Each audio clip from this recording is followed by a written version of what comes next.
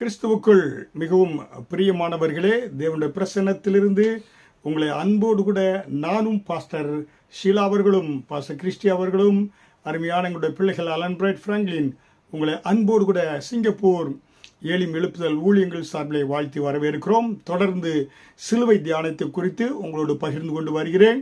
நிச்சயமாக தொடர் போதனை கேட்டுக்கொண்டு இருக்கிற ஒவ்வொரு தேவனுடைய பிள்ளைகளும் செய்தியின் மூலமாய் ஆசீர்வாதத்தை பெற்றுக்கொண்டு வருவீர்கள் என்று நாங்கள் நம்புகிறோம்.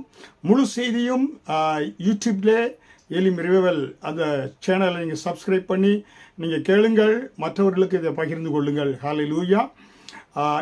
பாருங்க, ஒரு சாபம், மரத்திலே தூக்கப்பட்டவன் எவனும் சபிக்கப்பட்டவன் என்று சொல்கிறபடி இயேசு கிறிஸ்து நமக்காக நியாயப்பிரமாணத்துடைய எல்லா சாபங்களை ஏற்று நமக்கு சாபத்திலிருந்து விடுதலை கொடுத்திருக்கிறார் என்று கலாத்தியர் 3வது அதிகாரம் வசனம் 13 பார்க்கிறோம்.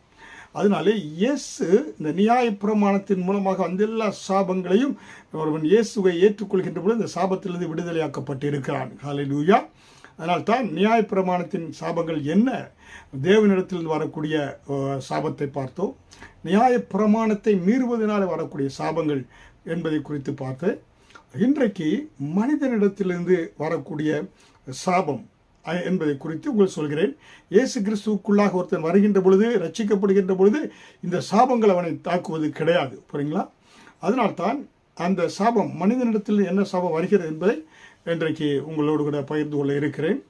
ஒரு மனிதன், அந்த மனிதனுக்கு அநீதி இழைக்கப்படுகின்ற பொழுது, நீதிமானாக இருந்து ஒருத்தனுக்கு அநீதி அவனுக்கு இழைக்கப்படுகின்ற பொழுது, அவன் உள்ளத்தினால் உடைக்கப்பட்டு அநீதிக்கு காரணமான அந்த மனிதனை அவன் சபிக்கக்கூடியவனாக இருக்கிறான். ஹல்லேலூயா.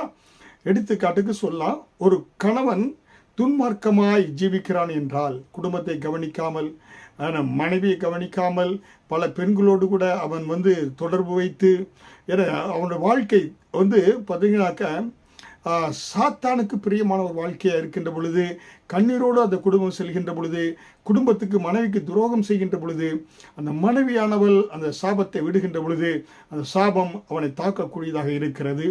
அதே போல பெற்றோர்களை பிள்ளைகள் கவனிக்காத பொழுது, பெற்றோர்கள் தன்னுடைய வயதான நாட்களிலே பிள்ளைகளை சபித்தால் என்றால் அந்த சாபங்கள் பிள்ளைகள் மேலே வரக்கூடியதாக இருக்கிறது.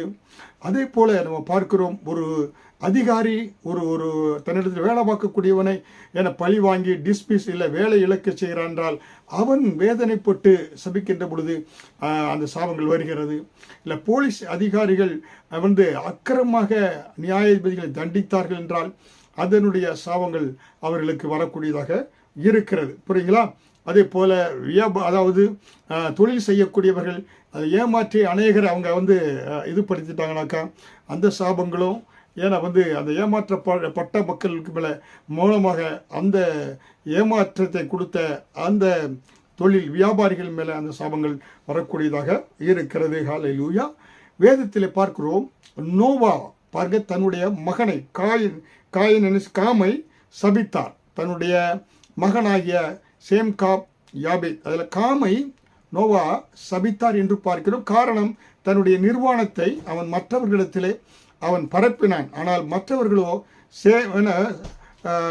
சேம் யாபேத்தோ என்ன பண்ணாங்க, தகப்பனுடைய நிர்மாணத்தை மூடினார்கள். காமோ அதை மற்றவர்களுக்கு வெளிப்படுத்தினான். அதனால் அவன் அதனை சாபத்தை பெற வேண்டியதாக இருக்கிறது என்று ஆதியாகமம் 9வது அதிகாரம் வசனம் 21 முதல் 25 நம்ம பார்க்கலாம். நோவா சபித்தார் என்று. புரியுங்களா? அதே போல யாக்கோபு தன்னுடைய மூத்த குமாரனாகிய ரூபனை தகப்பனுடைய மஞ்சத்தின் மேல் ஏறினாய் என்று சொல்லி யாக்கோபனுடைய இன்னொரு மனைவியோடு கூட, அதாவது அவனுக்கு தாயார் முறைதான் வேணும், அவளோடு கூட அவன் சயனித்ததினாலே ரூபனை அவன் சபித்தான் என்று ஆதியாகமம் 49வது அதிகாரம் 4வது வசனத்தில் நம்ம பார்க்கலாம். புரியுங்களா? இப்படியாக ஒரு மனிதன் மற்றவர்களை சபிக்கக்கூடியவனாக இருக்கிறான் என்று பார்க்கிறோம். எலிசா பாருங்க, அவன் பெத்தேலுக்கு மேலே ஏறி வருகின்ற பொழுது, பெத்தேல் பட்டணத்துக்கு மேலே ஏறி வருகின்ற பொழுது சிறு பிள்ளைகள் அவனை மொட்டைத்தலையா ஏறிப்போ என்று அவனை சொன்ன பொழுது எலிசா அந்த பிள்ளைகளை சபித்தான் என்று சொல்லி 2 ராஜாக்கள் 2வது அதிகாரம் வசனம் 22 முதல் 24, 2 Kings chapter 2 verse 23 to 24 அதில் நம்ம பார்க்கலாம். புரியுங்களா? எலிசா அப்படி சபித்த பொழுது 2 கரடிகள் அந்த பிள்ளைகளை என்ன செய்து பீரிட்டு போட்டது என்று நம்ம பார்க்கிறோம். ஹல்லேலூயா. அதனாலே பாருங்க, வசனம் சொல்கிறது, நீதிமொழிகள் 30வது அதிகாரம் வசனம் 10, Proverbs chapter 30 verse 10, எஜமான இடத்தில் அவனுடைய வேலைக்காரன் மேல் குற்றம் சுமத்தாதே, அவன் உன்னை சபிப்பான், நீ குற்றவாளியாக காணப்படுவாய் என்று சொல்லப்பட்டிருக்கிறது. ஹல்லேலூயா. அதனாலே அருமையான தேவனுடைய பிள்ளைகளே, ஒரு மனிதன் பாதிக்கப்படுகின்ற பொழுது இந்திய தேசத்திலே ஒரு ஜவுளி வியாபாரம், அந்த என்ன 30-40 வருடத்துக்கு முன்பாக தலையில் சுமந்து சென்ற கிராமத்திற்கு போய் அவங்க என்ன செய்வாங்க, வியாபாரங்களை விற்று அதை வச்சு தான் அந்த சேலைகள் வேஷ்டியை விற்று அதை அன்றாட பிழைப்பு நடத்துவாங்க. ஏன்னா ஒவ்வொரு நாளும் அவங்க முதலாளிகிட்ட எத்தனை 20 சேலைகள்னாக்கா அதை கொண்டு போய் விற்று அதில் வரக்கூடிய கமிஷன் வச்சு தான். அப்படியாக ஒரு கிராமத்தில் ஒரு வீட்டில் போய் அவங்க சேலைகளை விற்கும் போது அந்த வீட்டார்கள் ஒரு சேலையை எடுத்து ஒழித்து வைத்து விட்டு, ஏன்னா ஒன்று இது வாங்காமல் எடுத்துக்கொண்டு போங்க அப்படின்ட்டாங்க. ஆனால் அவர் மாலையில் போய் பார்க்குறாரு, ஒரு கணக்கு பார்க்கும்போது ஒரு சேலை என்னுடைய இது கணக்கு குறைகிறது. அவர் அந்த வீட்டில் திருப்பி அந்த நைட்டு வந்து கேட்குறாரு, அவங்க இல்லவே இல்லைன்னு போய் சொல்லிட்டாங்க. ஆனால் அவர் பாருங்க, அவர் மனம் வந்து சபித்ததினாலே அந்த குடும்பத்தின் மேலே சாபம் இறங்கி வந்தது என்று பார்க்கிறோம். ஹல்லேலூயா. அதனால் அருமையான தேவனுடைய பிள்ளைகளே, இதெல்லாம் நீங்கள் இயேசு கிறிஸ்துவை ஏற்றுக்கொண்டு சொந்த இரட்சகராய் வருகின்ற பொழுது ஒரு மனிதனை நீங்கள் மந்திய சபிக்க மாட்டீங்க. இயேசு அந்த சாபத்தை எல்லாம் முறித்து போட்டு இருக்கிறாரு. அவர் இந்த நியாயப்பிரமாணத்தின் மூலமாக பழைய ஏற்பாட்டில் வந்து எல்லா சாபங்களையும் முறித்து சாபமில்லாத ஒரு ஆசீர்வாதமான வாழ்க்கையை தேவனுடைய பிள்ளைகளுக்கு வைத்திருக்கிறார். இயேசுவை சொந்த இரட்சகராய் ஏற்றுக்கொண்டு ஆசீர்வாதமாக வாழுங்கள். கர்த்தர் உங்களுக்கு உதவி செய்வார்.